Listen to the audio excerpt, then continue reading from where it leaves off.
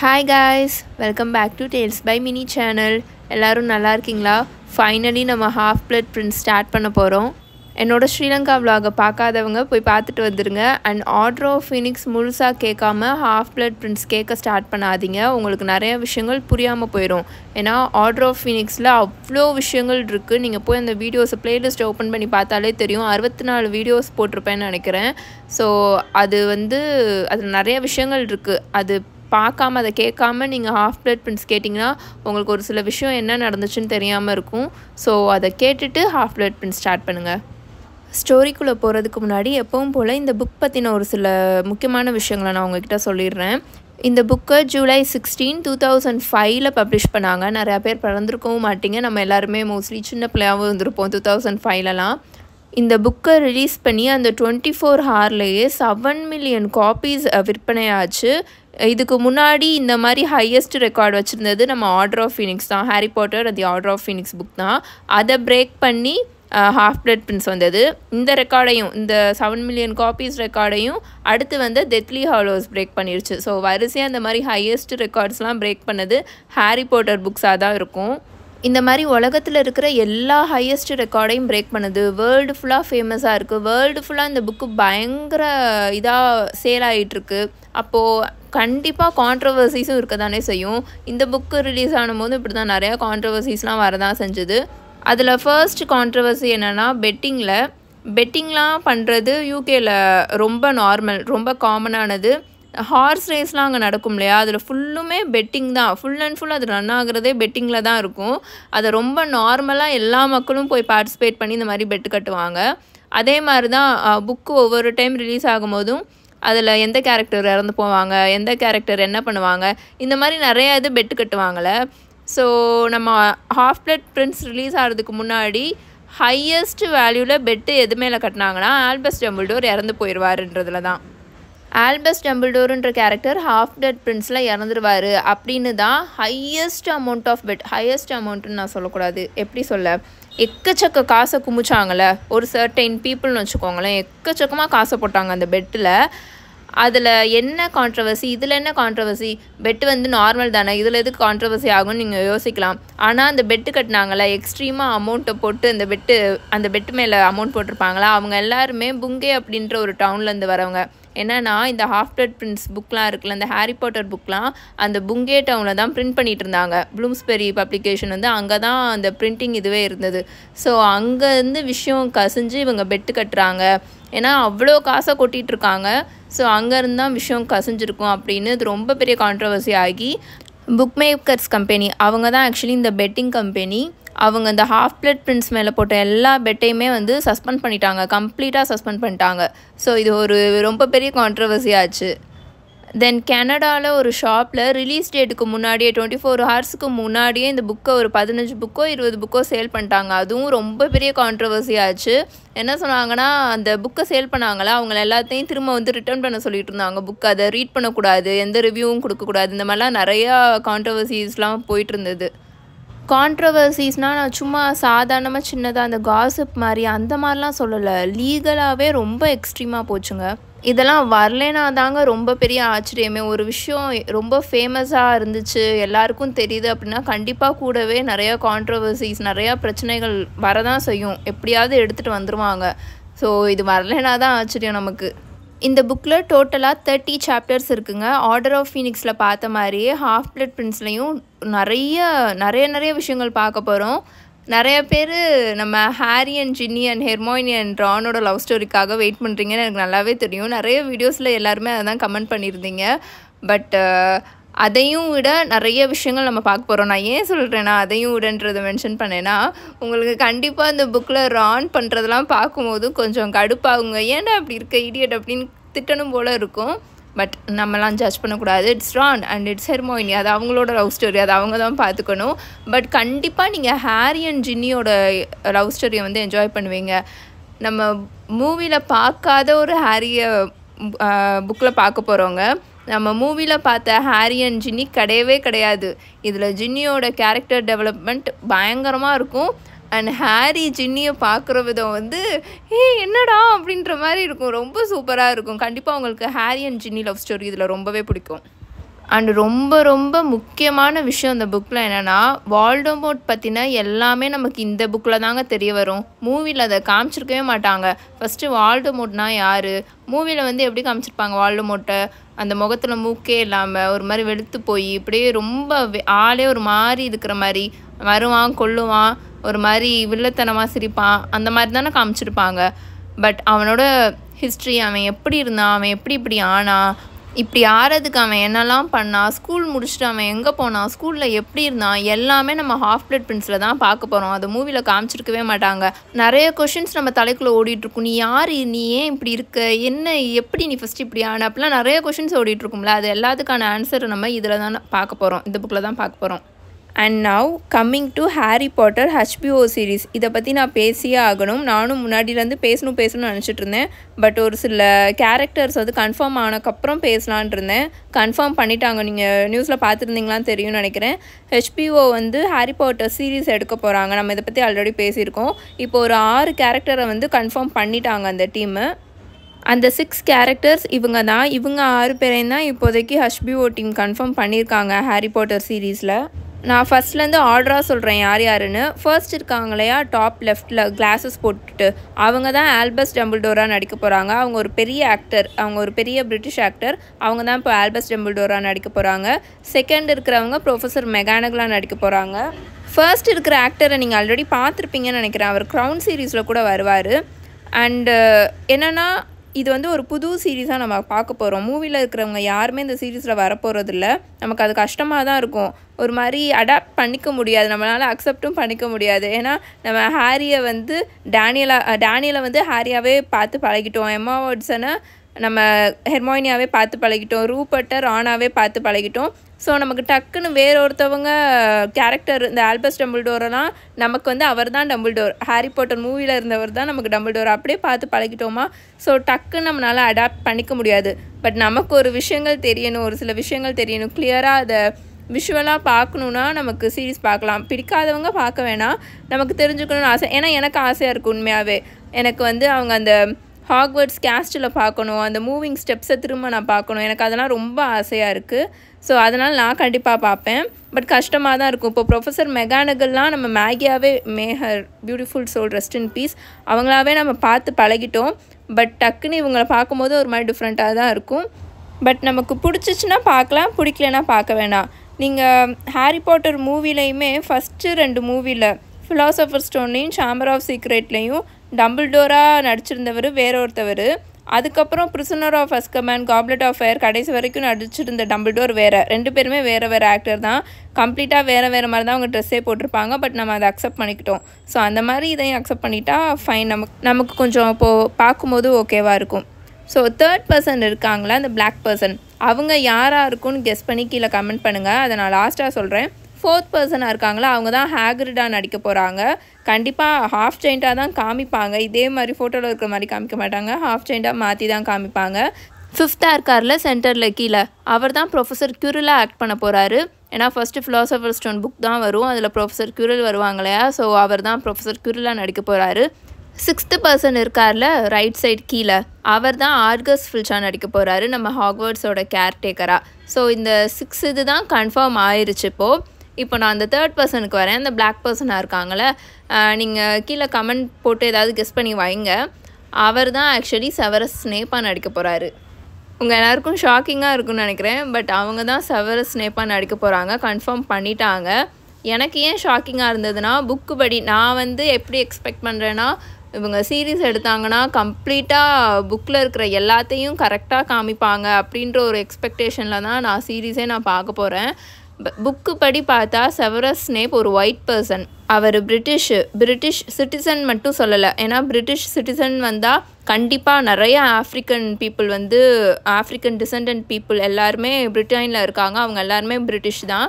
Indian people வந்து அங்கே இருக்காங்க. அவங்க எல்லாருமே, ஏன்னா அவங்களோட ஆன்சஸ்டர்ஸ்லாம் முன்னாடியே பிரிட்டனுக்கு போய் செட்டில் ஆனவங்க. ஸோ ஆப்வியஸ்லி அவங்களாம் பிரிட்டிஷாக தான் வருவாங்க. பட் ப்ரொஃபஸர் ஸ்னேப் பற்றி பார்த்தோன்னா புக்கு படி அவர் ஒரு ஒயிட் பிரிட்டிஷ் பீப்புள். நிறைய தடவை நானே ஸ்டோரி ரீட் பண்ணும்போது சொல்லியிருக்கேன், செவரஸ் ஸ்னேப்புக்கு ஸ்கின்னே அவ்வளோ பேலாக வெளுத்து போய் ஏதோ நோய்வாய்ப்பட்டது மாதிரி இருப்பார் அப்படின்னு நானே சொல்லியிருக்கேன் இல்லையா. அவரோட மூக்கெல்லாம் வந்து பயங்கர நீளமாக க்ரூக்டாக இருக்கும், ஒரு மாதிரி நெளிஞ்சு போயிருக்கும், அப்படிலாம் நான் சொல்லியிருக்கேன். பட் அந்த கேரக்டருக்கும் இவருக்கும் சம்மந்தமே இல்லை. ஸோ இந்த கேரக்டர் எல்லாமே கன்ஃபார்ம் பண்ணி அவங்க அப்டேட் பண்ண உடனே, அஃபிஷியலாக அப்டேட் பண்ண உடனே எல்லாருமே பயங்கரமாக பேக்லாஷ் பண்ண ஆரம்பிச்சிட்டாங்க. எதுக்காக நீங்கள் செவரஸ் ஸ்னேப்போட ரேஸையே மாற்றுறீங்க, புக்கில் இருக்கிறத அப்படியே காமிக்க வேண்டியதானே, அப்படி இப்படின்ட்டு பயங்கரமாக எல்லாருமே பேக்லாஷ் பண்ண ஆரம்பிச்சிட்டாங்க. பட் அதுக்கு முன்னாடியே நம்மளும் ஜட்ஜ் பண்ணக்கூடாது. நம்மளும் ஃபஸ்ட்டு போய் சீரீஸில் அவர் எப்படி ஆக்ட் பண்ணுறாரு அப்படி இப்படின்னு பார்த்துட்டு அதுக்கப்புறம் ஜட்ஜ் பண்ண. ஃபஸ்ட்டு நம்ம ஜட்ஜ் பண்ணுறதுக்கு ஒரு ஆளே கிடையாது. ஆனால் எனக்கும் ஒரு வருத்தம் இருக்க தான் செய்யுது. நான் செவரஸ் ஸ்னேப் வந்து ஒருத்தவரை நான் யோசித்து வச்சுருந்தேன். அவரோட ஃபோட்டோ கூட நான் காமிக்கிறேருங்க. இவர் இருக்கார் இல்லையா, இவரை தான் போடுவாங்கன்னு நான் எக்ஸ்பெக்ட் பண்ணியிருந்தேன். இவர் பேர் ஆடம் டிரைவர். இவரை தான் ஸ்னேப்பாக போடுவாங்கன்னு நான் எக்ஸ்பெக்ட் பண்ணியிருந்தேன். நிறையா பேர் அதை தான் எக்ஸ்பெக்ட் பண்ணியிருந்தாங்க. பட் கம்ப்ளீட்டாக ரேஸவே மாற்றுவாங்கன்னு உண்மையாகவே நான் நினச்சி பார்க்கல. பட் யாரும் இங்கே ரேசிஸ்டாலாம் அக்யூஸ் பண்ணலை. அந்த வார்த்தைக்கு இங்கே இடமே கிடையாது. ஏன்னா ஒரு இன்க்ளூசிவ் இருக்கணும், அது கண்டிப்பாக இருக்கணும், அதெல்லாம் வரவேற்கணும் தான். இப்போ ஒரு மூவியோ ஒரு சீரீஸோ எடுக்க போகிறாங்கன்னா எல்லா ரேசஸ், இந்த உலகத்தில் இருக்கிற எல்லா ரேஸையுமே வந்து அவங்க காமிக்கணும். அப்போ தான் அது ரொம்ப ரொம்ப பியூட்டிஃபுல்லாக இருக்கும். பட் புக்கில் ஒரு விஷயம் இருந்துச்சுன்னா அதில் மாற்றாமல் அதை பண்ணால் நல்லாயிருக்கும்னு நான் விருப்பப்பட்டேன். எனக்கு ஸ்டார்டிங்லேருந்தே புக்கில் இருக்கிறத அப்படியே காமிங்க, எதையும் மாற்றாமல் அதே மாதிரியே காமிங்க அப்படின்னு தான் நான் எக்ஸ்பெக்ட் பண்ணேன். இப்போது ஹெர்மாயினியோட கேரக்டர்லாம் பார்த்தீங்கன்னா, இப்போ ஸ்னேப்புக்கெலாம் அவங்க ஓப்பனாகவே எழுதியிருப்பாங்க. நம்ம ஸ்னேப்பு, மேல்ஃபாய் இவங்களுக்குலாம் அவங்களோட ஸ்கின்னே பயங்கர பேலாக வெளுத்து போயிருந்தது அப்படின்னு தான் எழுதியிருப்பாங்க. பட் ஹெர்மாயினி கேரக்டருக்கு அப்படி எழுதியிருக்க மாட்டாங்க. ஹெர்மாயினி வந்து என்ன ரேஸ் அப்படின்றத ஜேகே ராவ்லிங் மென்ஷனே பண்ணியிருக்க மாட்டாங்க. ஹெர்மாயினியை டிஸ்கிரைப் பண்ணும் போதெல்லாம் எப்படின்னா, ஹெர்மாயினியோட தலைமுடி ரொம்ப புஷ்ஷியாக இருக்கும், பயங்கர கொசன்னு ஒரு மாதிரி புஷ்ஷியாக இருக்கும் அப்படின்னு தான் அவங்க எழுதியிருப்பாங்க. அப்புறம் ஹெர்மாயினியோட பல்லு, முக்கியமாக ஹெர்மாயினியோட பல்லை வச்சு தான் அதை டிஸ்கிரைபே பண்ணுவாங்க. அது நல்ல நீளமாக முன்னாடி எத்திட்டு இருக்கும் அப்படின்ற மாதிரி எழுதியிருப்பாங்க. இந்த 2 ஐடென்டிஃபிகேஷன் தான் ஹெர்மாயினியை டிஸ்கிரைப் பண்ணும்போது இருக்கும். ஜேகே ராவ்லிங் அதை நம்மக்கிட்டே விட்டுட்டாங்க. நீங்கள் எந்த ரேஸாக வேணாலும் ஹெர்மாயினியை கன்சிடர் பண்ணிக்கோங்க, ஆனால் இந்த 2 தான் ஹெர்மாயினியோட ஐடென்டிஃபிகேஷன், அந்த மாதிரி தான் அவங்க எழுதியிருப்பாங்க. ஸோ ஹெர்மாயினியை இப்போ ஒரு பிளாக் ரேஸாக காமிச்சாலும் பிரச்சனை கிடையாது. ஹாரிக்கு வந்து எப்படின்னா, ஹாரி வந்து ஒழுங்காக சாப்பிடாம அவன் வந்து ரொம்ப ஒல்லியாக, அவனோட ஏஜுக்கு அவன் ரொம்ப ஒல்லியாக இருப்பான், அந்த மாதிரி எழுதியிருப்பாங்க. ராணுக்கெலாம் பார்த்தீங்கன்னா ஃபுல்லாக கம்ப்ளீட்டாக அந்த தலைமுடி தான். வீஸ்லி குடும்பம்னு வந்துட்டாலே அந்த ஹேர் கலர் தான் நல்லா பிரைட் ரெட் கலரில் இருக்கும், அப்படியே ஃபயர் மாதிரி எரியும் அப்படின்ற மாதிரிலாம் அவங்க எழுதியிருப்பாங்க. ஸோ அதெல்லாம் அவங்க கரெக்டாக காமிச்சாங்கன்னா நல்லாயிருக்கும். குளோபலாக ஒரு மூவியோ ஒரு சீரீஸோ ரிலீஸ் பண்ண போகிறாங்கன்னா கண்டிப்பாக எல்லா ரேஸையும் இன்க்ளூட் பண்ணாதாங்க வேறு லெவலில் இருக்கும். இந்த புக்லேயே பார்த்தீங்கன்னா லீ ஜார்டன், ஆஞ்சலினா ஜான்சன் இவங்க எல்லோரும் பிளாக் பீப்புளாக தான் இருப்பாங்க. பத்மா பட்டேல், பார்வதி பட்டேல் இவங்கெல்லாம் ப்ரௌன் பீப்புளாக தான் இருப்பாங்க. பட் ஸ்டில் அவங்கள வந்து கொஞ்சம் நல்லா மெயினாக காமிச்சா இன்னுமே சீரீஸும் மூவியும் வேறு லெவலில் போகும். நான் ஏன் இதை சொல்கிறேன்னா, நீங்கள் பிரிட்ஜர்டன்னு ஒரு சீரீஸ் பார்த்துருப்பீங்கன்னா உங்களுக்கே தெரிஞ்சிருக்கும்னு நினைக்கிறேன் இந்த ரேஸை இன்க்ளூட் பண்ணுறதோட பவரை. பிரிட்ஜர்டன் சீரீஸும் புக்கோட அடாப்ஷன் தான், அதுவும் புக்கில் இருந்து தான் சீரீஸாக எடுத்தாங்க. அதில் ஒரு 3 சீசன் இருக்குது. அண்ட் குயின் ஷார்லட் பற்றி தனியாக ஒரு சீரீஸ் மாதிரி எடுத்தாங்க. ஸோ அது ஒரு 4 இதுனே வச்சுக்கோங்களேன். அந்த 4 இதில் செகண்ட் சீசன் பயங்கரமாக நம்ம அவங்களும் நினச்சி பார்த்துருக்க மாட்டாங்க இந்தளவுக்கு ஃபேமஸாக போகுன்ட்டு. ஆனால் அவ்வளோ ஃபேமஸாக போச்சு. ஏன்னா அதில் புக்கு படி பார்த்திங்கன்னா அந்த செகண்ட் சீசனோட மெயின் லீட் இருக்காங்களா, ஃபீமேல் மெயின் லீட், அவங்க வந்து ஒரு ஒயிட் பீப்புள் தான், பிளெண்ட் ஹேராக இருக்கும். பட் அவங்க சீரீஸை தமிழ் பொண்ணை தான் மெயின் ஃபீமேல் லீடாக போட்டிருப்பாங்க. நான் தமிழ் பொண்ணுன்னு சொன்ன உடனே நம்ம கோலிவுட் மூவி இருக்கு இல்லையா, தமிழ் மூவிஸில் காமிக்கிற மாதிரி நல்லா ரொம்ப பிரைட் ஸ்கின் டோன் ஒயிட்டாக இருக்கிற மாதிரிலாம் நான் காமிக்கல. நம்ம தமிழ் பெண்கள் எப்படி இருப்பாங்க, நல்லா டஸ்கின்றது கிடையாது, நல்லா அந்த ப்ரௌன் ஸ்கின், அவ்வளோ ஒரு அழகான ஒரு ப்ரௌன் ஸ்கின். நீங்கள் பிரிட்ஜர்டன் சீரீஸ் ஓப்பன் பண்ணி பார்த்தீங்கன்னா அதில் கேட் ஷர்மான்னு ஒரு கேரக்டர் வருவாங்க. புக்கு படி கேட் ஷர்மா கிடையாது, கேட் ஷெஃபில்டு அவங்க பேர். ஆனால் அவங்க ரேஸை மாற்றி கேட் ஷர்மா, அவங்களோட சிஸ்டர் வந்து எட்வினா ஷர்மான்னு போட்டிருப்பாங்க. அவங்க 2 பேருமே அந்த சீசனோட மெயின் லீட்ஸு. அவங்க 2 பேருமே தமிழ் பொண்ணுங்க தான். கேட் ஷர்மாவா சைமன் ஆஷ்லே நடிச்சிருப்பாங்க, எட்வினா ஷர்மாவா சரித்ரா சந்திரன் நடிச்சிருப்பாங்க. 2 பேருமே தமிழ் பொண்ணுங்க தான். அவங்க 2 பேருமே பிரிட்டிஷ் சிட்டிசன் தான். சைமன் ஆஷ்லேயோட parents are from Tamil Nadu and Charithra சந்திரனோட parents are from Sri Lanka. I think அவங்க தமிழ் ஈழம்னு நினைக்கிறேன். ஸோ அவங்க 2 பேருமே தமிழ் பொண்ணுங்க தான். அவங்களோட ஸ்கின் டோனை நீங்கள் பார்த்தீங்கன்னு வச்சுக்கோங்களேன், கண்டிப்பாக அவங்கள வந்து தமிழ் மூவிஸில், கோலிவுட்டில் இங்கே எடுக்கிற தமிழ் மூவிஸில் ஹீரோயினாக ஃபீமேல் லீடாக போடவே மாட்டாங்க, மெயின் லீடாக. ஏன்னா நம்ம சின்ன வயசுலேருந்தே நம்ம முன்னாடியிலேருந்தே நம்ம மூவிஸ் வந்து அப்படி தான் இருக்குது. ஒரு பியூட்டி ஸ்டாண்டர்ட் வச்சுக்கிட்டாங்க இவங்களுக்குள்ளேயே. ஒயிட்டாக இருக்கணும், தமிழ் பொண்ணுங்க மாதிரியே இருக்கக்கூடாது, அந்த மாதிரி அவங்க பண்ணி மூவிஸ் எடுத்து அந்த ஒரு மென்டாலிட்டியவே மாற்றி வச்சுருக்காங்க. பட் நீங்கள் ஹாலிவுட் மூவிஸோ சீரீஸோ பிரிட்டிஷ் சீரீஸோ மூவிஸோ பார்த்தீங்கன்னா இந்தியன்னாலே இந்த மாதிரி நல்ல ப்ரௌன் கலரில், நல்ல டார்க் ப்ரௌன் கலரில் இருக்கிறவங்கள தான் அவங்க ரெப்ரசன்ட் பண்ணி காமிக்கிறாங்க. அதுவும் அவங்க பார்க்குறதுக்கு அவ்வளோ அழகாக இருக்காங்க. இவங்க 2 பேர் மட்டுமே கிடையாது, நீங்கள் எல்லா Hollywood movies British movies series பார்த்தீங்கனாலுமே அப்படி தான் இருக்கும். நெவர் ஹேவ் ஐ எவர்னு ஒரு ஹாலிவுட் சீரீஸ் வந்தது, அதுலேயும் மெயின் லீடாக, அதில் மெயின் லீட்லாம் கிடையாது, இம்பார்ட்டண்ட் கிடையாது அந்த சீரீஸில். ஃபீமேல் மெயின் லீட் தான் அதில் முக்கியமானதாக இருப்பாங்க. அதுலேயும் மைத்ரேயி ராமகிருஷ்ணன்னு ஒரு தமிழ் பொண்ணை தான் அவங்க மெயின் லீடாக காமிச்சிருப்பாங்க. அந்த சீரீஸும் பயங்கரமாக ஃபேமஸ் ஆச்சு. இந்த பிரிஜர்டன்லையும் இந்த சீசன் 2 தாங்க ரொம்ப ஃபேமஸ். அவங்க ரெண்டு பேரும் பார்த்துக்கிறது அந்த இமேஜில் பாருங்களேன், அவங்க 2 பேத்துக்குள்ளே இருக்க கெமிஸ்ட்ரி. இது சும்மா இந்தியாவில் இருக்கிறவங்க இதை ஃபேமஸ் பண்ணி விட்டாங்க அப்படிலாம் நினைக்காதீங்க. இந்தியாவில் இருக்கிற கொஞ்சம் பேர் தான் இந்த சீரீஸே பார்த்துருக்காங்க. இது வேர்ல்டில் யூகேல சரி, நார்த் அமெரிக்கா, சவுத் அமெரிக்கா எல்லா கண்ட்ரிலையுமே பிரிஜர்டன் சீசன் 2ல் இவங்க 2 பேருனால தான் பயங்கர ஹிட்டே. பிரிஜர்டன் சீசன் 2 பார்த்தவங்கனால சீசன் 3 பார்க்க முடியல. ஏன்னா இவங்க 2 பேரும் சேர்ந்து எக்ஸ்ட்ரீமான ஒரு ஸ்டாண்டர்டில் போய் நிப்பாட்டிட்டாங்க. ஸோ அந்த ஸ்டாண்டர்ட் லைட்டாக கீழே குறைஞ்சாலும் நம்ம யாருனாலையுமே அதை பார்க்க முடியல. பிரிஜர்டன் சீசன் 3 வந்து ஒரு மாதிரி ஃப்ளாப் ஆயிடுச்சு, நிறையா பேட் ரிவ்யூ ஆயிடுச்சு. ஏன்னா எல்லாருமே கேட் ஷர்மா அண்டு ஆந்தனி கிட்ட இருக்கிறத தான் எக்ஸ்பெக்ட் பண்ணுறாங்க, அதை யாருனாலையுமே காமிக்க முடியல, அதுதான் உண்மை. ஸோ இப்படி டிஃப்ரெண்ட் ரேசஸை இன்க்ளூட் பண்ணுறது இந்த மாதிரி தான், நம்மளே எக்ஸ்பெக்ட் பண்ணாத மாதிரி நல்லா ஹிட் ஆகும்.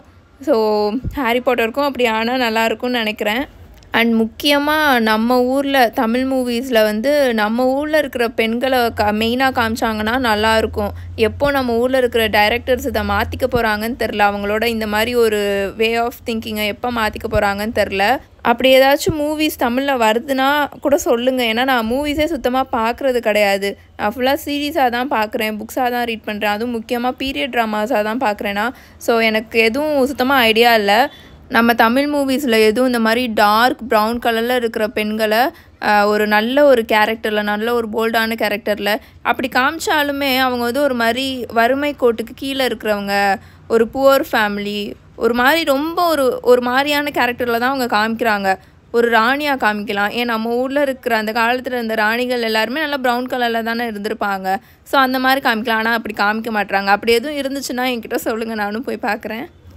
பிகாஸ் நான் ஏன் இதை சொல்கிறேன்னா, இவங்க அந்த ஒரு மாதிரி ஒரு பர்ஸ்பெக்டிவை க்ரியேட் பண்ணுறாங்க. டார்க் ப்ரௌன் ஸ்கின்னாலே அவங்க வந்து புவர் பீப்புளாக காமிக்கிறாங்களா மூவியில், சீரீஸ் அந்த மாதிரி காமிக்கிறனால அந்த மாதிரி ஒரு பர்ஸ்பெக்டிவை வந்து இவங்களே நம்ம ஊரில் இருக்கிறவங்களே க்ரியேட் பண்ணுற மாதிரி எனக்கு தோணுது. அது ரொம்ப தப்பாக இருக்குது. இப்போ இந்த பிரிஜர்டன் சீரீஸில் பார்த்திங்கன்னா இவங்க 2 பேருமே இந்தியாவிலேருந்து ஒரு ராயல் ஃபேமிலியிலேருந்து வரவங்களாக தான் இருக்காங்க. நல்ல ஒரு டார்க் ஸ்கின்னாக இருப்பாங்க, சைமன் ஆஷ்லேவும் சரித்ரா சந்திரனும். ஏன் அவங்க காமிக்கலையா? ஏன் அது நம்ம ஊரில் இருக்கிறவங்க அதை ஏன் அப்படி செலிப்ரேட் பண்ண மாட்டாங்கன்னு தான் எனக்கு எப்படி இப்படி இருக்காங்க அப்படின்னு ரொம்ப ஆச்சரியமாக இருக்குது. I have not watched any Tamil movies or series recently. கடந்த ஒரு 10 வருஷமாகவே நான் அவ்வளோவா எதுவும் மூவிஸ் பார்க்குறதில்ல. ஸோ எனக்கு அந்த ஐடியாவும் இல்லை. அப்படி சப்போஸ் இருந்துச்சுனாலும் மேபி எனக்கு தெரியாமல் இருந்திருக்கும்ல, தெரியாமல் நானும் பேசக்கூடாது. இருந்துச்சுன்னா கீழே கமெண்ட் பண்ணுங்கள். அண்ட் நீங்களும் இதை பற்றி என்ன நினைக்கிறீங்கன்னு மறக்காமல் கீழே கமெண்ட் பண்ணுங்கள். எனக்கும் தெரிஞ்சுக்கணும், என்னோடய சப்ஸ்கிரைபர்ஸோட உங்களோட பர்ஸ்பெக்டிவும் எப்படி இருக்குன்றது எனக்கு தெரிஞ்சுக்கணும்னு ஆர்வமாக இருக்குது. ஸோ கீழே கமெண்ட் பண்ணுங்கள். Now coming to Harry Potter and the Half-Blood Prince. Chapter 1 போலாமா? The Other Minister. First time நான் அந்த சாப்டர் ரீட் பண்ணும்போது ஃபர்ஸ்ட்டு 2 pages எனக்கு புரியவே இல்லை. இங்கே என்ன நடக்குது அப்படின்னு ஒரு மாதிரி கன்ஃபியூஸ்டாக இருந்தது. ஏன்னா இவங்க வந்து அதை பற்றி ஒரு துளி கூட எந்த இடத்துலையும் மூவியில் காமிச்சிருக்கவே மாட்டாங்களா. ஸோ ரொம்பவே எனக்கு டிஃப்ரெண்ட்டாக இருந்தது. பிகாஸ் இந்த சாப்டரில் யுனைடெட் கிங்டமோட பிரைம் மினிஸ்டரை இந்த ஸ்டோரிக்குள்ளே அவங்க இன்வால்வ் பண்ணியிருப்பாங்க. உங்களுக்கே ஷாக்கிங்காக இருக்குல்ல, எனக்கும் அப்படி தான் இருந்தது. அதனால தான் இந்த சாப்டர் நேமே the other minister. Because magical வேர்ல்டில் யூகேக்குன்னு தனியாக மினிஸ்ட்ரி இருக்குது. அதோட மினிஸ்டராக நம்ம கொர்னேலியஸ் ஃபட்ஜ் இருக்கார். ஆனால் மகிழ் வேர்ல்டில் அதையும் நம்ம பார்க்கணும்ல, யூகேக்குன்னு தனியாக ப்ரைம் மினிஸ்டர் இருக்காங்களே. ஸோ அவங்கள இதில் இன்வால்வ் பண்ணுவாங்க. நான் இது யூகேல நடக்கிறனால நான் முன்னாடியே சொல்லிடுறேன். யூகேன்றது யூனியன் ஆஃப் 4 கண்ட்ரீஸ், மறந்துடாதீங்க. England, Scotland, Vels, northern Ireland, இந்த 4 கண்ட்ரியும் சேர்ந்த ஒரு யூனியன் கவர்மெண்ட் தான் யுனைடெட் கிங்டம். நான் சொன்னது உங்களுக்கு புரிஞ்சிருக்குன்னு நினைக்கிறேன். 4 கண்ட்ரி சேர்ந்தது தாங்க யுனைடெட் கிங்டம். 4மே வேறு வேறு கண்ட்ரி, ஒரே ஐலாண்டில் தான் இருக்கும். அந்த ஒரு ஹோல் ஐலாண்டு இருக்கும் இல்லையா, அதை கிரேட் பிரிட்டனுன்னு சொல்லுவாங்க. பக்கத்துலேயே அயர்லாண்ட் இருக்கும். அந்த அயர்லாண்டோட டிப்பில் இருக்கிற அந்த நார்த்தன் பார்ட்ஸ் நார்த்தன் அயர்லாண்டுன்னு சொல்லுவாங்க. அதையும் சேர்த்தது தான் யுனைடெட் கிங்டம்னு சொல்லுவாங்க. யுனைடெட் கிங்டம்ன்றது வேறு, கிரேட் பிரிட்டன்றது வேறு. கிரேட் பிரிட்டன்னா அந்த இங்கிலாந்து, ஸ்காட்லாண்ட், வேல்ஸ் மட்டும் இருக்கிற அந்த ஹோல் ஐலாண்டு. இப்போது எப்படி இவங்க எல்லாரும் ஒரே கண்ட்ரியாக இருக்காங்க, அதனால எல்லாருமே ஒரே மாதிரி தான் இருப்பாங்க அப்படிலாம் கிடையவே கிடையாதுங்க, சுத்தமாக கிடையாது. இங்கிலாந்து பீப்புள் தான் நம்மளை ஆண்டாங்க. ஆனால் அவங்கள என்ன சொல்லிப்பாங்கன்னா பிரிட்டிஷ் பீப்புள்னு சொல்லிப்பாங்க இல்லையா. நமக்கு என்ன தோணும், பிரிட்டிஷ் பீப்புள்னா இங்கிலாந்து, ஸ்காட்லாண்டு, அப்புறம் வேல்ஸு, இவங்க எல்லோரும் சேர்ந்தது தான். அந்த ஹோல் தீவே பிரிட்டிஷ் தான் நம்மளை பொறுத்த வரைக்கும், அப்படி தானே நம்ம பார்ப்போம். ஆனால் அப்படி கிடையவே கிடையாது. ஸ்காட்லாண்ட் பீப்புளும் பிரிட்டிஷை வேறு ஆளாக தான் பார்ப்பாங்க. வேல்ஸ் பீப்புளும் பிரிட்டிஷ் பீப்புளை வேறு ஆளாக தான் பார்ப்பாங்க. அவங்க எப்படி பிரிட்டிஷ் பீப்புள் எப்படி நம்மளை ஆக்குப்பை பண்ணி, இந்தியாவை ஆக்குப்பை பண்ணி பல வருஷமாக அவங்க ஆண்டுட்டு இருந்தாங்களோ, எப்படி உலகத்தில் எல்லா இடத்துக்கும் போய் அவங்க ஆண்டுட்டு இருந்தாங்களோ, அதே மாதிரி தான் அவங்க ஸ்காட்லாண்டையும் போய் ஆக்குப்பை பண்ணாங்க. பக்கத்துலேயே தான் இருக்கும் அந்த கண்ட்ரி. ஒரே பார்டர் எல்லாமே ஒன்றா தான் இருக்கும். ஸ்காட்லாண்டையும் அவங்க தான் போய் ஆக்குப்பை பண்ணி ரொம்ப நாள் ஆண்டுட்டு இருந்தாங்க. வேல்ஸையும் அவங்க அப்படி தான் ஆக்குப்பை பண்ணாங்க. அயர்லாண்டையும் அவங்க அப்படி தான் ஆக்குப்பை பண்ணாங்க. அவங்க நம்மளை மட்டும் ஆக்குப்பை பண்ணி அடிமைப்படுத்தி கொடுமைப்படுத்தி அந்த மாதிரிலாம் பண்ணலை. அவங்க பக்கத்துலேயே இருக்கிற ஸ்காட்லாண்டையும் அவங்க அவ்வளோ கொடுமைப்படுத்தியிருக்காங்க. இதை பற்றி நீங்கள் அவுட்லாண்டருன்னு ஒரு சீரீஸ் இருக்குது, அதில் பார்த்தீங்கன்னா என்னென்ன நடந்திருக்குன்றது அதிலேயே தெரியும். நம்ம தான் நினச்சிட்ருக்கோம் அவங்க எல்லாமே ஒரே ஆள் அப்படின்னு. அவங்க எல்லோரும் ஒரே ஆள் கிடையவே கிடையாது. இப்போது நான் எதுக்காக இதை பற்றி பேசிகிட்ருக்கேன்னா, உங்கள் எல்லாருக்குமே தோணியிருக்கும்ல ஹாக்வர்ட்ஸ் எங்கே இருக்குது அப்படின்னு. பட் எக்ஸாக்டான லொக்கேஷனை புக்கில் மென்ஷன் பண்ணியிருக்க மாட்டாங்க. ஆனால் ஹாக்வர்ட்ஸ் இங்கிலாந்துலலாம் கிடையாது. ஹாரி லண்டனில் தான் இருப்பான், இவங்க எல்லோரும் லண்டனில் தான் இருப்பாங்க. பட் ஹாக்வர்ட்ஸ் இங்கிலாண்டில் கிடையவே கிடையாது. அது ஹைலாண்ட்ஸில் இருக்குது. ஹைலாண்ட்ஸ்னால் ஸ்காட்லாண்டில் இருக்கிற நார்த்தன் சைடு, அங்கே இருக்கிற மக்களையும் அவங்க ஹைலாண்டர்ஸ்ன்னு தான் சொல்லுவாங்க. அந்த இடம் பேரே ஹைலாண்ட்ஸ்ன்னு தான் சொல்லுவாங்க. ஃபுல் அண்ட் ஃபுல் மலை தாங்க, சுற்றி மலை பயங்கரமாக இருக்கும். நீங்கள் சும்மா ஹைலாண்ட்ஸ்ன்னு போட்டு அந்த லொக்கேஷன்லாம் பார்த்தீங்கனாலே தெரியும் அந்த இடம் அவ்வளோ பியூட்டிஃபுல்லாக இருக்கும். ஹாரி பாட்டர் மூவியில் காமிப்பாங்களா, அந்த மாதிரி தான் இருக்கும். சுற்றி மலை வேறு லெவலில் இருக்கும் பார்க்கவே. அங்கே இருக்கிற மக்கள் அவங்கள பிரிட்டிஷ்னே சொல்லிக்க மாட்டாங்க. ஏன்னா பல நூறு வருஷமாக பிரிட்டிஷ் அவங்களையும் போட்டு பயங்கரமாக கொடுமைப்படுத்தியிருக்காங்க. அவங்க பேசுகிற லாங்குவேஜே வேறுங்க. அவங்க கேலிக்குன்ற ஒரு லாங்குவேஜ் தான் பேசுவாங்க. வேல்ஷ் பீப்புளுமே வேல்ஷுன்ற லாங்குவேஜ் தான் பேசுவாங்க. இங்கிலாண்டில் மட்டும்தான் இங்கிலீஷ். அங்கே இருக்கிற எந்த கண்ட்ரிலையுமே அவங்க இங்கிலீஷ்லாம் பேச மாட்டாங்க. வேல்ஷு கேலிக் லாங்குவேஜ் தான் பேசுவாங்க. இங்கிலாந்து பீப்புள் தான் போய் வேல்ஷையும் சரி ஸ்காட்லாண்ட் பீப்புளையும் மாற்றி அவங்கள இங்கிலீஷ் பேச வச்சு நிறையா கொடுமைலாம் படுத்தியிருக்காங்க. அவங்க எல்லாருமே ரோமன் கேத்தலிக்ஸாக இருப்பாங்க. இங்கிலாந்து பார்த்திங்கன்னா ப்ரொட்டஸ்டண்ட்டுக்கு மாறிட்டாங்க. அதுக்கப்புறம் அவங்களையும் போய் ப்ரொட்டஸ்டண்ட்க்கு சேஞ்ச் பண்ணாங்க. ஸோ இந்த மாதிரி நிறையா அது பொலிட்டிக்கலாக நிறையா விஷயங்கள் இருக்குது. ஆனால் அதை நான் மேலோட்டமாக நான் சொல்கிறேன்.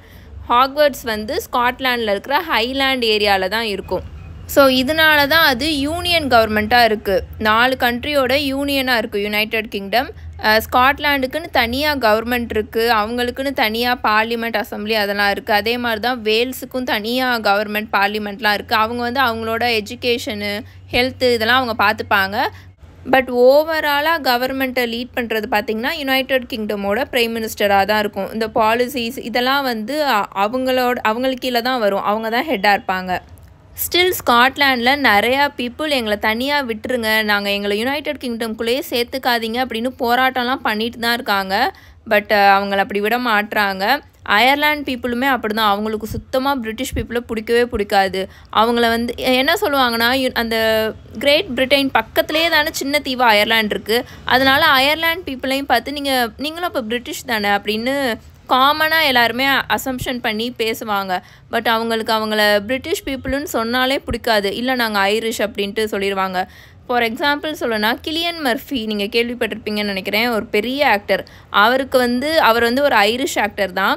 அவருக்கு வந்து நீங்கள் பிரிட்டிஷான்னு கேட்டால் சுத்தமாக பிடிக்காது. இல்லை நாங்கள் ஐரிஷ் அப்படின்னு சொல்லிடுவாங்க. அதே மாதிரி தான் ஸ்காட்லாண்ட் பீப்புளையும் பார்த்து நீங்கள் பிரிட்டிஷ் தானே அப்படின்னு சொன்னால் நோ, நாங்கள் ஸ்காட்டிஷ் அப்படின்னு சொல்லிடுவாங்க. நல்ல ஒரு எக்ஸாம்பிளுக்கு சொல்லணும்னா, நீங்கள் இந்தியாவை வச்சு அதை கம்பேர் பண்ணிக்கோங்க. இந்தியாவில் ஒவ்வொரு ஸ்டேட்லேயுமே மக்கள் வந்து வேறு மாதிரி தானே இருக்காங்க. வேறு லாங்குவேஜ், அவங்களுக்குன்னு ஒரு ஓன் லாங்குவேஜ் இருக்குது. ஆனால் இந்தியாவை ஒரே கண்ட்ரியாக ஆக்கிட்டாங்க. இந்தியாவில் லிங்குவாஸ்டிக்காக எவ்ரி ஸ்டேட்டையுமே செப்பரேட் பண்ணி, எப்படின்னா லாங்குவேஜ் பேஸ்டில் எவ்ரி ஸ்டேட்டையுமே செப்பரேட் பண்ணி பட் ஒரே கண்ட்ரிக்குள்ளே வச்சுருக்காங்க. ஸ்டேட்டாக செப்பரேட் பண்ணி வச்சுருக்காங்க. பட் யுனைடெட் கிங்டமில் கண்ட்ரியாக அதை செப்பரேட் பண்ணி ஆனால் ஒரே யூனியன் கவர்மெண்ட்டாக ஆண்டுட்டு வந்துட்டுருக்காங்க. இப்போது நீங்கள் ஒரு ஸ்காட்டிஷ் கிட்ட போய் நீங்கள் தாண்டா எங்களை பல 100 வருஷமாக வந்து ஆண்டு எங்களை கொடுமைப்படுத்திருக்கீங்க அப்படின்லாம் நீங்கள் போய் சொன்னீங்கன்னு வச்சுக்கோங்களேன், ஃபஸ்ட்டு கொடுமையை அனுபவித்ததே நாங்கள் தாண்டா அப்படின்னு சொல்லுவாங்க. ஏன்னா இந்த பக்கத்துலேயே தானே இருக்காங்க. ஸோ பிரிட்டிஷ் கிட்டக்க வந்து ரொம்ப கொடுமையை அனுபவித்தது Scottish people, especially Highland people. நீங்கள் சும்மா அப்படியே கூகுள் மேப்பை ஓப்பன் பண்ணி யுனைடெட் கிங்டம்னு போடுங்க. கொஞ்சம் ஜூம் பண்ணி பார்த்தீங்கன்னா இங்கிலாந்து இருக்கும். அதுக்கு மேலேயே நார்த் சைடில் ஸ்காட்லாண்ட் இருக்கும். இங்கிலாந்துக்கும் ஸ்காட்லாண்டுக்கும் நடுவில் சைடில் வேல்ஸ்னு ஒரு சின்ன கண்ட்ரி இருக்கும். அதுக்கப்புறம் சைடில் பக்கத்தில் குட்டி தீவாக அயர்லாண்ட் இருக்கும். ஸோ இவங்க தான் இந்த யுனைடெட் கிங்டம். நான் உங்களுக்கு அதை மேப்பை பார்த்தீங்கன்னா உங்களுக்கு நான் சொல்கிறது புரியும்னு நினைக்கிறேன். இப்போ நம்ம ஹாரி பாட்டர் புக்கில் ஒவ்வொருத்தவங்களோட எத்னிசிட்டிலாம் கொடுத்துருக்க மாட்டாங்க. அவங்க ஐரிஷா, அவங்க பிரிட்டிஷா, அவங்க வேல்ஸா, அவங்க ஸ்காட்டிஷா அப்படின்னு ஜேகே ராவ்லிங் கொடுத்துருக்க மாட்டாங்க. பட் பேரை வச்சே நம்ம கண்டுபிடிச்சிடலாங்க. நம்ம ப்ரொஃபஸர் மெகானகல் இருக்காங்களே, மினர்வா மெகானகல், அவங்க வந்து ஒரு ஸ்காட்டிஷ் பர்சன். அவங்க வந்து ஸ்காட்டிஷ் அப்படின்னு ஜேகே ராவ்லிங் மென்ஷன் பண்ணியிருக்க மாட்டாங்க. பட் மெகானகல், மெக்கன்சி, மெக்டொனால்ட்ஸ் இந்த மாதிரி பேர் வந்தாலே அவங்களோட எத்னிசிட்டி வந்து ஸ்காட்டிஷாக இருக்கும், இல்லாட்டி ஐரிஷாக இருப்பாங்க. ஏன்னா இந்த மெக்குன்ற வார்த்தை வந்து கேலிக் லாங்குவேஜில் மெக்குனா சன் ஆஃப் அப்படின்ற மாதிரி அர்த்தம். ஸோ இந்த மாதிரி ஸ்காட்டிஷ் பீப்புளும் ஐரிஷ் பீப்புளும் தான் அந்த நேம்ஸே யூஸ் பண்ணுவாங்க. இந்த மெக்டொனால்ட்ஸ், மெக்கன்சி, மெகானகல் இதெல்லாம் தனித்தனி கிளான் மாதிரி. கிளானுன்னா நான் எப்படி சொல்ல, கிளான்னா உங்களுக்கே புரியும்னு நினைக்கிறேன். தனித்தனியாக கிளானாக இருப்பாங்கள்ல. ஸோ அவங்களோட அந்த ஃபேமிலி நேம், சர்நேம்னு இல்லாமல் அந்த கிளான் நேம் அது. அதே மாதிரி மர்ஃபின்றதும் பிரிட்டிஷ் சர்நேம் கிடையாது, அதுவும் ஸ்காட்டிஷ் ஆர் ஐரிஷோட சர்நேமாக தான் இருக்கும். வேறு யாரை சொல்ல எக்ஸாம்பிளுக்கு, இந்த டீனோட ஃப்ரெண்டு இருப்பான்லங்க, ஐயோ அவன் பேர் வேறு டக்குன்னு வர மாதிரி, சீமஸ் ஃபினிகன் வந்து ஐரிஷ். அவனோட பேரை வச்சே கண்டுபிடிச்சிடலாம். ஃபினிகன்லாம் ஐரிஷ் சர்நேமாக தான் இருக்கும். ஸோ அந்த மாதிரி நம்ம பேரை வச்சே கண்டுபிடிச்சிடலாம் அவங்க என்ன எத்னிசிட்டின்ட்டு. இவங்க தானே ஃபுல் அண்ட் ஃபுல் யூஎஸ்க்கு மைக்ரேட் ஆகிருப்பாங்க அந்த காலத்தில். ஸோ இப்போ யூஎஸில் இருக்கிற மெக்கன்சி, மெக்டொனால்டு, அப்புறம் இந்த மெகானகல், மர்ஃபி இந்த மாதிரி சர்நேம் வச்சவங்க எல்லாருமே Scottish descendant or Irish descendant வழியாக வந்தவங்க தான்.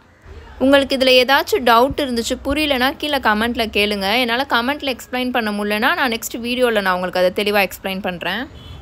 வேர்ல்ட் கப் கியூடிச் மேட்ச் நடந்துச்சுல காப்லெட் ஆஃப் ஃபயரில், அதில் ஃபைனல்ஸில் ஐரிஷும் அயர்லாண்ட் டீமும் பல்கேரியா டீமும் தானே விளையாடுவாங்க.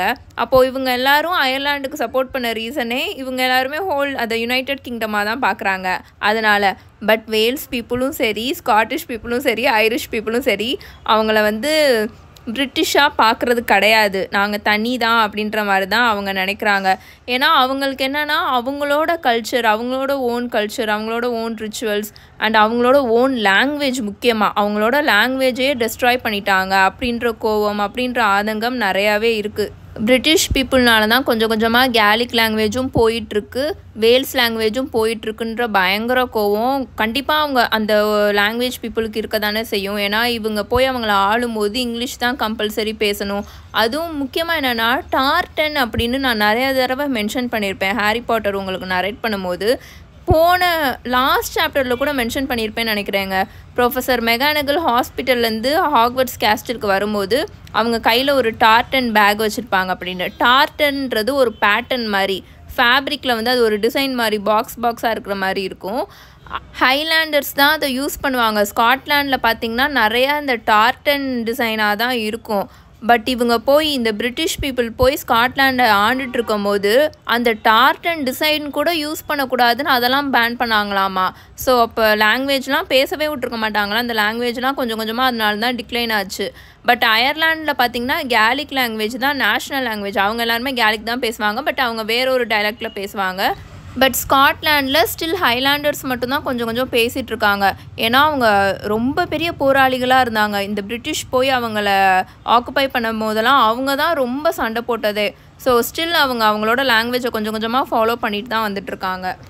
இப்போ உங்களுக்கு கொஞ்சம் கொஞ்சமாக இந்த ஹிஸ்ட்ரி தெரிஞ்சிருக்கும்னு நினைக்கிறேன்.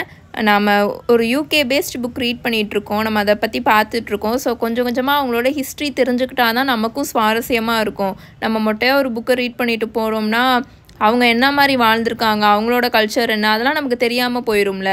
ஸோ இந்த மாதிரி ஒரு சில ஹிஸ்ட்ரிஸ்லாம் தெரிஞ்சு வச்சுக்கிறது தான் நமக்கும் நல்லது. உங்களுக்கு இதில் வேறு ஏதாச்சும் டவுட் இருந்துச்சுனாலும் நீங்கள் தாராளமாக கீழே கமெண்ட் செக்ஷனில் கேளுங்க, நான் சொல்கிறேன். இப்போ ஒரு கொரியனோ சைனீஸோ ஆஃப்ரிக்கனோ இல்லைனா நார்வே பீப்புள் யாரோ ஒருத்தவங்க வந்து இந்தியாவில் இருக்கிற ஒரு புக்கை வந்து ரீட் பண்ணுறாங்க. அவங்க வந்து அவங்களுக்கு சுத்தமாக நம்மளை பற்றி தெரியாது. அவங்க என்ன நினைப்பாங்க, இந்த தமிழ் பீப்புள் பெங்காலி பீப்புள் இவங்கெல்லாம் ஒரே பீப்புள் தான், ஒரே மாதிரி ஆள் தான் அப்படின்னு நினச்சி அந்த புக்கை படிக்கிறதுக்கும் தமிழ் பீப்புள் சுத்தமாக வேறு, மலையாளி பீப்புள் வேறு, பெங்காலிஸ் வேறு, போஜ்பூரிஸ் வேறு. ராஜஸ்தானுக்கு போனீங்கன்னா ராஜஸ்தானில் டிஃப்ரெண்ட் டைப் ஆஃப் கிளான்ஸ் இருக்குது, டிஃப்ரெண்ட் ட்ரைப்ஸ் இருக்காங்க. ஸோ அவங்கெல்லாம் வேறு ஆளுன்னு அவங்க தெரிஞ்சுக்கிட்டு அதை படித்தாதானே அவங்களுக்கு வந்து புரியும் என்ன நடக்குதுன்னு. பட் இவங்க எல்லாரும் ஒரே மாதிரி ஆட்கள் தான் அப்படின்னு படிக்கும் போது அது எவ்வளோ அந்த டிஃப்ரென்ஸ் பார்த்தீங்களா, அது எப்படி இருக்குன்னு. ஸோ அதனால தான் நான் இந்த விஷயத்தை இவ்வளோ நேரம் நான் உங்களுக்கு சொல்லியிருக்கேன். சரி, இப்போ வாங்க நம்ம கம்ப்ளீட்டாக கதைக்குள்ளே போகலாம். மிட் நைட் நெருங்கிட்டுருக்கும். பிரைம் மினிஸ்டர் தனியாக அவரோட ஆஃபீஸில் உட்காந்து ஒரு நீளமான மெமோவை ரீட் பண்ணிகிட்ருப்பார். ஆனால் அதில் இருக்கிற எதுவுமே அவரோட மண்டையில் ஏறவே ஏறாது. தூரத்தில் இருக்கிற ஒரு கண்ட்ரி பிரசிடெண்ட்டோட கால்காக அவர் வெயிட் பண்ணிகிட்ருப்பார். எப்போடா அவர் கால் பண்ணி தொலைவாருன்னு அவர் யோசிச்சுட்ருப்பாரா. அதே சமயம் இந்த வீக் ஃபுல்லாக நடந்த ரொம்ப ரொம்ப மோசமான விஷயங்களையும் யோசிச்சு பார்த்துட்ருப்பாரு. இந்த வீக் அவரை எப்படி பாடாப்படுத்தி எடுத்துச்சு அப்படின்றதையும் யோசிச்சுட்ருப்பாரா. அவரோட தலையில் வேறு எதை பற்றியும் யோசிக்க ஸ்பேஸே இல்லை. அவர் கையில் இருக்கிற மெமோவை ஃபோக்கஸ் பண்ணி ரீட் பண்ணுவோம் அப்படின்னு திரும்பவும் அட்டெம்ப்ட் பண்ணுவார். பட் அந்த பேப்பரில் ஃபுல்லாக அவரோட பொலிட்டிக்கல் அப்போனண்ட்டோட முகம் தான் தெரிஞ்சுக்கிட்டே இருக்கும் அவர் கண்ணுக்கு. இந்த பர்டிகுலர் அப்போனண்ட் டெய்லியும் நியூஸில் வந்து கடந்த வாரம் நடந்த எல்லா மோசமான விஷயங்களையும் திரும்ப திரும்ப சொன்னது மட்டும் இல்லாமல் அதை சொல்லணும்னு அவசியம் கூட இல்லை, யாருமே அதை மறந்து போக மாட்டாங்க. பட் அவர் அதை திரும்ப திரும்ப சொன்னது மட்டும் இல்லாமல் ஒவ்வொரு தடவையும் இது நடந்த எல்லாத்துக்கும் காரணம் கவர்மெண்ட்டோட ஃபால்ட்டு தான், இந்த கவர்மெண்ட்டில் இருக்கிறவங்க எல்லார் மேலேயும் இதுக்கு தப்பு இருக்குது அப்படின்னு திரும்ப திரும்ப குத்தி காமிச்சிட்டே இருப்பார். இந்த அக்யூசேஷன்லாம் யோசிச்சு பார்த்துட்ருக்கும் போதே பிரைம் மினிஸ்டருக்கு பயங்கரமாக பல்ஸ் ஏற ஆரம்பிச்சிடும். பிகாஸ் இதெல்லாம் உண்மையே கிடையாது, ஃபேரே கிடையாது. அந்த பிரிட்ஜு கொலாப்ஸ் ஆனதை எப்படி என்னோட கவர்மெண்ட்னால் ஸ்டாப் பண்ணியிருக்க முடியும்? ஃபஸ்ட்டு எப்படி அவங்க கொஞ்சம் கூட அறிவே இல்லாமல் இந்த பிரிட்ஜுக்கு நாங்கள் எதுவுமே ஸ்பெண்ட் பண்ணலை, எந்த ஒரு நிதியும் ஒதுக்கலைன்னு சொல்ல முடியும்? அந்த பிரிட்ஜு கட்டியே 10 வருஷம் கூட ஆகலை. அதுவும் பெஸ்ட்டான எக்ஸ்பர்ட் வச்சு தான் அந்த பிரிட்ஜை கட்டினோம். ஆனால் சம்மந்தமே இல்லாமல் அந்த பிரிட்ஜு பாதியாக உடைஞ்சு அந்த பிரிட்ஜில் ஓடிட்டு இருந்த எல்லா காரும் எப்படி ஆற்றுக்குள்ளே விழுந்துச்சுன்னு எங்களுக்கு தெரியவே இல்லை. இதை நான் எப்படி எக்ஸ்பிளைன் பண்ணுவேன் அப்படின்னு அவர் யோசிச்சுட்ருப்பார். அண்ட் அதே வாரம் நடந்த 2 மோசமான கொலைகளுக்கு பின்னாடி போலீஸ் அங்கே இல்லாதது தான் காரணம் அப்படின்னு எப்படி அவங்களால நம்மளை ப்ளேம் பண்ண முடியும்? அண்ட் வெஸ்ட் கண்ட்ரியில் நடந்த மோசமான புயல்னால் மக்களும் நிறையா ப்ராப்பர்ட்டியும் டேமேஜ் ஆகிருக்கு. அந்த புயலை எப்படி போய் கவர்மெண்ட்னால ஸ்டாப் பண்ணியிருக்க முடியும்? அண்ட் இவரோட ஜூனியர் மினிஸ்டர் ஹெர்பர்ட் சார்லி போயும் இந்த வீக்கு தான் அவரோட ஃபேமிலி கூட போய் டைம் ஸ்பெண்ட் பண்ண போகணுமா, அதுக்கும் நான் தான் காரணம்னு சொல்கிறாங்க, என் மேலே தான் தப்புன்னு சொல்கிறாங்க அப்படின்னு அவர் யோசிச்சுட்ருப்பாரா? கவலைக்கிடமான மனநிலை இந்த நாட்டையே பிடிச்சி வச்சிருக்கு அப்படின்னு அவரோட ஆப்பனண்ட் நல்லா ஸ்மைல் பண்ணிக்கிட்டே பேசுகிறது பிரைம் மினிஸ்டர் கண்ணு முன்னாடி வந்து போகும். பட் அன்ஃபார்ச்சுனேட்லி அது உண்மைதான். பிரைம் மினிஸ்டரே அதை தான் ஃபீல் பண்ணுறாரு. எல்லா மக்களும் முன்னாடி இருந்ததை விட ரொம்ப மோசமாக இருக்கிற மாதிரி அவருக்கே ஃபீல் ஆச்சு. வெதரும் அதுக்கேற்ற மாதிரியே இருந்தது. எப்போ பார்த்தாலும் ரொம்ப கோல்டாக சில்லி மிஸ்டாக, அதுவும் இந்த மிடில் ஆஃப் த ஜூலையில். இது சரியே இல்லை, இது நார்மலே இல்லை அப்படின்னு அவரே யோசிச்சாரு. தென் அவர் அந்த மெமோவோட செகண்ட் பேஜை டர்ன் பண்ணுவாரா, அதுவும் ரொம்ப நீளமாக போயிட்டே இருக்குமா. அவரால் முடியல. அவர் அப்படியே அந்த மெமோவை க்ளோஸ் பண்ணி வச்சுட்டு அவரோட 2 கையையும் அவரோட தலையில் வச்சுட்டு அந்த ஆஃபீஸ் ரூம் இருக்கும்ல, அவரோட ஆஃபீஸ் ரூம், அதவே அப்படியே நொந்து போய் பார்த்துட்ருப்பாரு. அவரோட ஆஃபீஸ் ரூம் அவ்வளோ அழகாக இருந்தது. அவரோட ஆஃபீஸ் ரூமில் இருந்த அந்த ஃபயர் பிளேஸை நல்ல ஃபைனான மார்பிள் வச்சு செஞ்சுருப்பாங்க. அது ஆப்போசிட்டில் இருக்கிற விண்டோவை ஃபேஸ் பண்ணி இருக்குமா. பிரைம் மினிஸ்டர் ஒரு மாதிரி லைட்டாக நடுங்கிக்கிட்டே எந்திரிச்சு விண்டோ பக்கத்தில் போய் நிற்பாரா. அந்த விண்டோ கிளாஸ் ஃபுல்லாக ஒரே மிஸ்டாக இருக்கும். அப்போதான் அவருக்கு அந்த சாஃப்டான காஃப் சத்தம் கேட்கும். லைட்டாக யாரோ இருமுற சத்தம். அப்படியே அவர் உறைஞ்சி போய் நிற்பார். அந்த கிளாஸ் இருந்துச்சுல, அந்த விண்டோ கிளாஸ், அதில் அவரோட ரிஃப்ளெக்ஷனை பார்ப்பாரு. அப்படியே பயந்து போய் இருக்கும் அவரோட முகமே. ஏன்னா அவருக்கு இந்த காஃப் சத்தம் ஆல்ரெடி தெரியும். அவர் ஆல்ரெடி இதை கேட்டிருக்காரு. அவர் ஸ்லோவாக திரும்புவார். அந்த எம்டி ரூம் அப்படியே பார்த்துட்டு நிற்பார். ஹலோ அப்படின்னு அவர் சொல்லுவாரா. ஒரு மாதிரி அவர் வந்து பிரேவாக இருக்கார் அப்படின்னு காமிச்சிக்கணுன்றதுக்காக ஒரு மாதிரி அவர் டிஃப்ரெண்ட்டாக ஹலோ அப்படின்னு சொல்லுவார். ஆனால் அவர் உள்ளுக்குள்ளே பயந்துட்டுருப்பார். கண்டிப்பாக யாரும் அவருக்கு ரெஸ்பான்ஸ் பண்ண மாட்டாங்க அப்படின்னு தான் அவர் நம்பிட்டுருப்பார். ஆனால் ஒரு வாய்ஸ் ரெஸ்பாண்ட் பண்ணும். அந்த வாய்ஸ் நல்லா கிறிஸ்பாக டிசைசிவாக ஆல்ரெடி ப்ரிப்பேர் பண்ணி வச்சுருக்க ஸ்டேட்மெண்ட்டை ரீட் பண்ணுற மாதிரி இருக்கும். அந்த வாய்ஸ் அந்த ஆஃபீஸ் ரூமில் ஃபார் கார்னரில் இருந்த சின்னதாக தூசி படிஞ்சு போயிருக்கிற ஆயில் பெயிண்டிங்லேருந்து தான் வருதுன்னு பிரைம் மினிஸ்டருக்கு நல்லாவே தெரியும். அந்த பெயிண்டிங்கில் பார்க்குறதுக்கு தவளை மாதிரி இருக்கிற குட்டையாக ஒரு மனுஷன் இருப்பாரா. அவரோட தலையில் நல்ல நீளமாக சில்வர் கலரில் இருக்கிற விக்கு வச்சுருப்பாரு. To the prime minister of Muggles, அர்ஜெண்ட்டாக நம்ம மீட் பண்ணணும். கைண்ட்லி சீக்கிரமாக ரெஸ்பாண்ட் பண்ணுங்கள். சின்சியர்லி ஃபஜ் அப்படின்னு அந்த பெயிண்டிங்கில் இருக்கிறவர் பேசுவாரா. பேசிட்டு பிரைம் மினிஸ்டரவே அப்படியே ஒரு மாதிரி உத்து பார்த்துக்கிட்டே இருப்பார். அப்படின்னு பிரைம் மினிஸ்டர் ஒரு மாதிரி இழுப்பார். லிசன், இது நல்ல டைம் கிடையாது. எனக்கு வேறு ஒரு டெலிஃபோன் கால் வர வேண்டியது இருக்குது. யூசி, ஒரு பிரசிடென்ட் கிட்ட இருந்து அப்படின்னு அவர் சொல்லிட்டு இருப்பாரா. அதை நம்ம ரீஅரேஞ்ச் பண்ணிக்கலாம் அப்படின்னு அந்த போர்ட்ரேட்டில் இருந்த அந்த பெயிண்டிங்கில் இருந்தவர் சொல்லுவார். பிரைம் மினிஸ்டரோட இதயமே அப்படியே வீக் ஆயிரும். அவர் இதுக்காக தான் ரொம்பவே பயந்தார். பட் நான் அவர் கூட பேசியே ஆகணும் அப்படின்னு அவர் சொல்லிட்டு இருப்பாரா. அந்த பிரசிடெண்ட் உங்களுக்கு கால் பண்ண போகிற விஷயத்தையே நம்ம அவரை மறக்க வச்சிடலாம். அவர் நாளைக்கு நைட்டு உங்ககிட்ட பேசுவார். கைண்ட்லி சீக்கிரமாக மிஸ்டர் ஃபஜ்ஜுக்கு ரெஸ்பாண்ட் பண்ணுங்கள் அப்படின்னு அந்த பெயிண்டிங்கில் இருக்கிறவர் பேசுவாரா. நான் ஓகே வெரி வெல் அப்படின்னு பிரைம் மினிஸ்டர் ஒரு மாதிரி வீக்காக சொல்லுவார். சரி, நான் ஃபஜ்ஜை பார்க்குறேன் அப்படின்னு அவர் சொல்லுவாரா. சொல்லிவிட்டு அவர் வேகமாக அவரோட டெஸ்கில் போய் உட்காந்துட்டு நல்லா அவரோட டையெல்லாம் ஸ்ட்ரெயிட்டன் பண்ணி வச்சுட்டு நல்லா நிமிர்ந்து உட்காந்துட்ருப்பார். அவர் அப்போ தான் அவரோட சேரில் வந்து உட்காந்து அவரோட ஃபேஸை நார்மலாக வச்சுக்க ட்ரை பண்ண ஸ்டார்ட் பண்ணுவார். பட் அதுக்குள்ளே அவருக்கு ஆப்போசிட்டில் இருந்த அந்த ஃபயர் பிளேஸில் க்ரீன் கலரில் ஃப்ளேம்ஸ் அப்படியே தகன்னு எரிய ஆரம்பிச்சிடும். இப்போ நடக்க போகிற விஷயத்த பார்த்து நம்ம ஷாக் ஆகாமல் இருக்கணும் அப்படின்னு நம்ம முகத்தை வச்சுக்கணும் அப்படின்றதுக்காக அவரோட ஃபேஸை நார்மலாக வச்சுக்க ட்ரை பண்ணிகிட்ருப்பாரா. ஏன்னா அந்த க்ரீன் கலர் ஃப்ளேம்ஸ்லேருந்து அந்த தீயிலேருந்து ஃபஜ் இருக்கார்ல, கொர்னேலியஸ் ஃபஜ் வெளியில் வந்துக்கிட்டு இருப்பார். அந்த தீக்குள்ளேருந்து வெளியில் வந்துட்டு அவர் போட்டிருக்க அந்த நீளமான பின் ஸ்ட்ரைப்டு க்ளோக்கில் அந்த ஸ்லீவில் இருக்கிற ஆஷஸ் எல்லாம் தட்டி விட்டுட்ருப்பாரா. அவரோட இன்னொன்று ஒரு கையில் லைம் க்ரீன் கலரில் அவரோட பவுலர் ஹேட்டை வச்சுருப்பார். பிரைம் மினிஸ்டர் அப்படின்னு ஃபஜ் இப்போது வேகமாக பிரைம் மினிஸ்டருக்கு வந்து கை கொடுத்துட்ருப்பாரு. உங்களை பார்த்ததில் திரும்ப சந்தோஷம் அப்படின்னு சொல்லி கை கொடுத்துட்ருப்பாரா.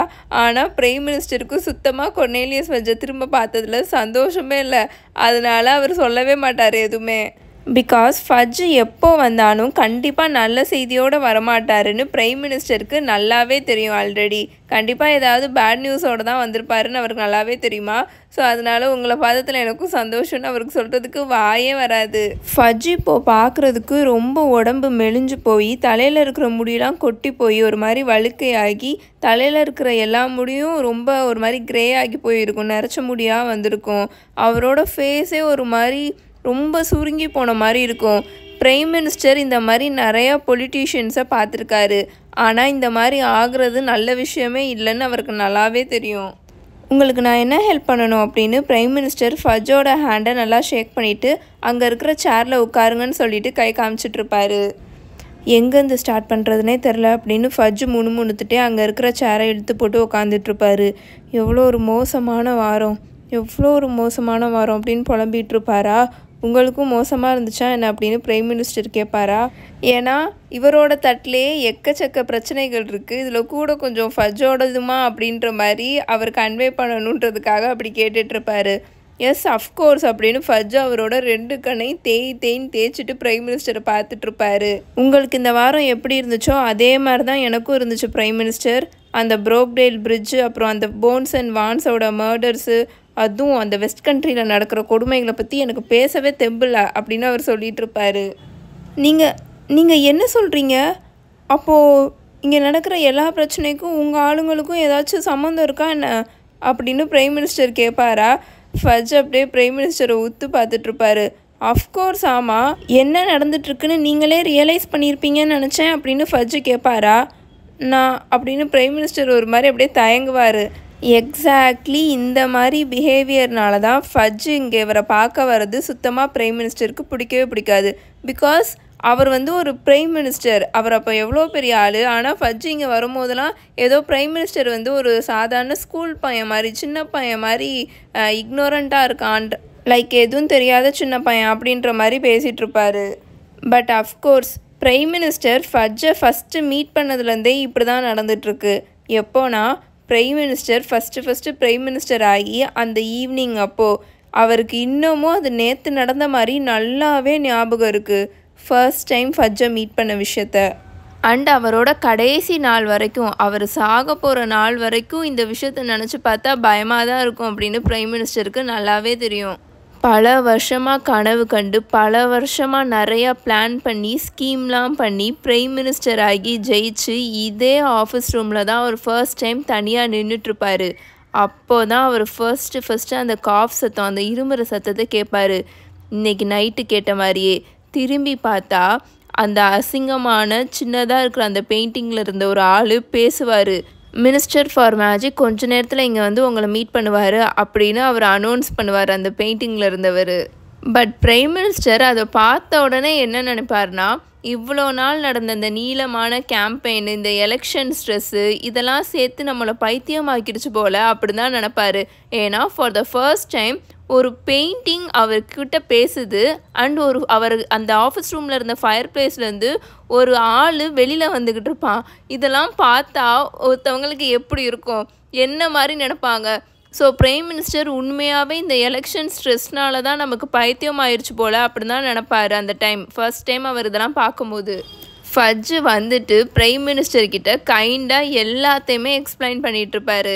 இந்த மாதிரி விச்சஸ் அண்ட் விசார்ட்ஸ் இன்னும் இந்த உலகத்தில் ரகசியமாக வாழ்ந்துட்டுருக்காங்க. அண்ட் நீங்கள் எதுக்குமே அதை பற்றிலாம் பயப்படணுன்ற அவசியம் இல்லை. ஏன்னா இந்த ஹோல் விசார்டிங் கம்யூனிட்டியவே மினிஸ்ட்ரி ஆஃப் மேஜிக் தான் பார்த்துக்கும். நாங்கள் தான் அதுக்கு ரெஸ்பான்சிபிலிட்டி.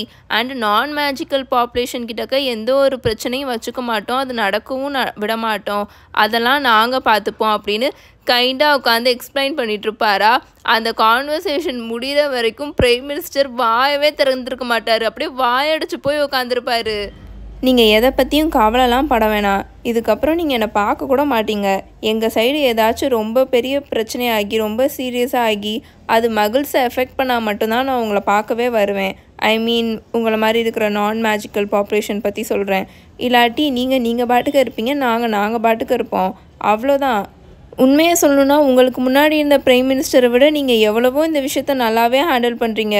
ஏன்னா ஃபர்ஸ்ட் டைம் நான் அவரை பார்க்க வரும்போது அவரோட ஆப்போசிஷன் பார்ட்டி பிளான் பண்ண ஏதோ ஏமாத்து வேலைன்னு என்னை நினச்சிட்டு இந்த விண்டோ வழியாக என்னை தூக்கி எறியலாம் ட்ரை பண்ணிக்கிட்டு இருந்தாரு அப்படின்னு ஃபஜ்ஜு சொல்லிட்டு இருப்பாரா. இதை கேட்டக்கப்புறம் தான் பிரைம் மினிஸ்டருக்கு அவரோட தொண்டையிலேருந்து வாய்ஸே வெளியில் வரும். அப்போது நீங்கள் ஏமாத்து வேலை இல்லையா அப்படின்னு அவர் கேட்பாரு. அதுதான் அவரோட லாஸ்ட் டெஸ்பரேட்டான ஹோப்பாக இருந்தது. இல்லை அப்படின்னு ஃபஜ்ஜு ஜென்டிலாக சொல்லிவிட்டு அங்கே பிரைம் மினிஸ்டரோட டீ கப் இருக்கும்ல, அதை கெர்பிலாக மாற்றுவார். கெர்பில்னா என்னென்னா அது பார்க்க எலி மாதிரியே இருக்கும், ஆனால் எலி கிடையாது, ஆனால் எலி மாதிரியே தான் இருக்கும். அது ஒரு சின்ன அனிமல் மாதிரி. ஸோ அதுவாக மாற்றிட்டுருப்பார் மாயாஜாலமாக. பிரைம் மினிஸ்டர் அந்த டீ கப் கெர்பிலாக மாறினதை அப்படியே ஷாக் ஆகி பார்த்துட்டு பட் ஏன் இதை பற்றி யாருமே என்கிட்ட சொல்லலை அப்படின்னு ஃபஜ்ஜுக்கிட்ட கேட்பாரு. மாயாஜால உலகத்தோட மினிஸ்டர் அவங்கள பற்றி மகள் பிரைம் மினிஸ்டர் கிட்ட மட்டும்தான் ரிவீல் பண்ணுவாங்க. இப்படி இருந்தால் தான் சீக்ரஸியை மெயின்டைன் பண்ண முடியும் அப்படின்னு ஃபஜ்ஜு சொல்லிவிட்டு அவரோட மந்திரக்கோள் எடுத்து உள்ளே வச்சுட்ருப்பாரு. அப்போ ஏன் ஃபார்மர் பிரைம் மினிஸ்டர் இதை பற்றி எதுவுமே எனக்கு வார்ன் பண்ணலை அப்படின்னு பிரைம் மினிஸ்டர் ஷாக் ஆகி கேட்டுட்ருப்பாரா? இதை கேட்ட உடனே fudge சிரிச்சிடுவார். My dear prime minister, இதை பற்றி நீங்கள் யார்கிட்டயாவது ஃபஸ்ட்டு போய் சொல்லுவீங்களா அப்படின்னு அவர் கேட்பாரா? கேட்டுட்டு ஃபஜ்ஜு அப்படியே எந்திரிச்சு போய் அந்த ஃபயர் பிளேஸ் கிட்ட நின்று ஒரு பவுடரை தூக்கி அதுக்குள்ளே போட்டு அதுக்குள்ளே இறங்கி அப்படியே மாயாஜாலமாக மறைஞ்சு போயிடுவார். பிரைம் மினிஸ்டர் அங்கவே அப்படியே நகராமல் ஷாக் ஆகி நின்றுட்டுருப்பார். அப்போ தான் ஒரு விஷயத்த அவரும் ரியலைஸே பண்ணுவார். நம்ம உயிரோடு இருக்கிற வரைக்கும் யார்கிட்டையும் இந்த விஷயத்தை பற்றி நம்ம சொன்னோன்னா கண்டிப்பாக நம்ப போகிறதில்ல அப்படின்னு. இந்த ஷாக் அவரை விட்டு போகிறதுக்கே பல நாள் ஆச்சு. அது மட்டும் இல்லாமல் ஃபஜ்ஜு அவர் பார்த்த விஷயம்லாம் இவரோட ஹாலுசினேஷன் தான். நம்ம இந்த எலெக்ஷன் கேம்பெயினால் ரொம்ப ஸ்ட்ரெஸ் ஆகி ரொம்ப நாள் தூங்காமல் இருந்தனால நமக்கு இந்த மாதிரிலாம் ஹாலுசினேஷன் வந்திருக்கு அப்படின்னு அவர் தன்னைத்தானே சமாதானப்படுத்திட்டு இருப்பார். ஆனால் இந்த அன்கம்ஃபர்டபுளான என்கவுண்டரோட ரிமைண்டர்ஸ்லாம் அங்கே இருந்ததில் லைக் அந்த கெர்பில்.